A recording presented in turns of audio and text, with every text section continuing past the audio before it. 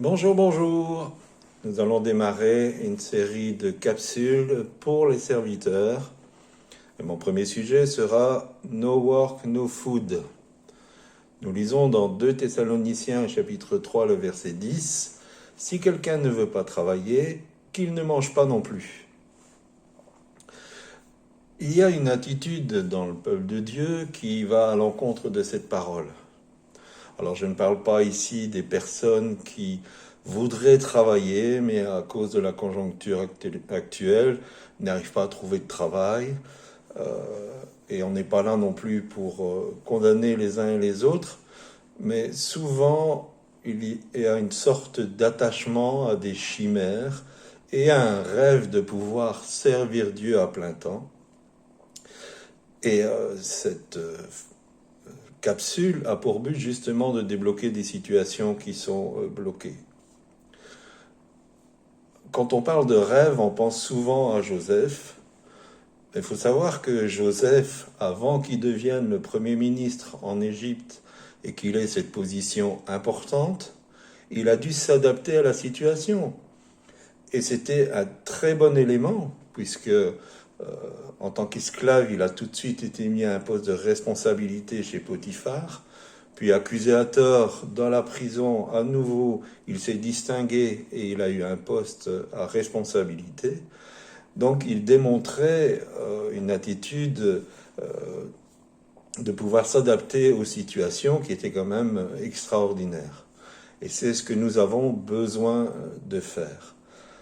En tant qu'être humain, souvent nous nous attachons à des chimères, nous avons une propension à croire que tout va nous tomber tout cuit dans la bouche et que nous allons profiter d'un certain assistanat. Et Dieu ne fonctionne pas comme ça. Parce que Dieu va procéder par étapes. Et peut-être que nous avons reçu des paroles prophétiques extraordinaires, et je ne suis pas en train de remettre en cause cela, mais Dieu est censé et il va faire les choses par étapes. Et il va commencer par nous confier des petites choses. Et dans ces petites choses, effectivement, il y a le fait de prendre notre position de travailleur, de mari, de père de famille, de citoyen, donc de prendre nos responsabilités. Il va tester notre fidélité. Et quand nous sommes fidèles dans ces petites choses, il va nous en donner des plus grandes et puis de très grandes. Mais il ne va pas nous donner les très grandes tout de suite. Donc nous avons besoin, un peu comme l'Ecclésiaste le dit, de tout ce que notre main trouve à faire, de le faire.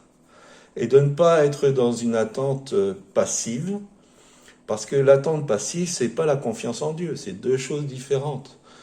L'attente passive n'est pas productive. La confiance en Dieu cherche ce qui est à la portée, ce qui est les possibilités, et rentrer dans les possibilités. Donc si vous chérissez le rêve de travailler à plein temps pour Dieu, et même si on vous l'a prophétisé, ça ne veut pas dire que ça n'arrivera pas, mais ça ne veut pas dire qu'aujourd'hui, vous devez lâcher votre travail, votre boulot, et puis être dans une attente d'événements qui ne se produiront pas. Et vous allez vous mettre vraiment dans la galère.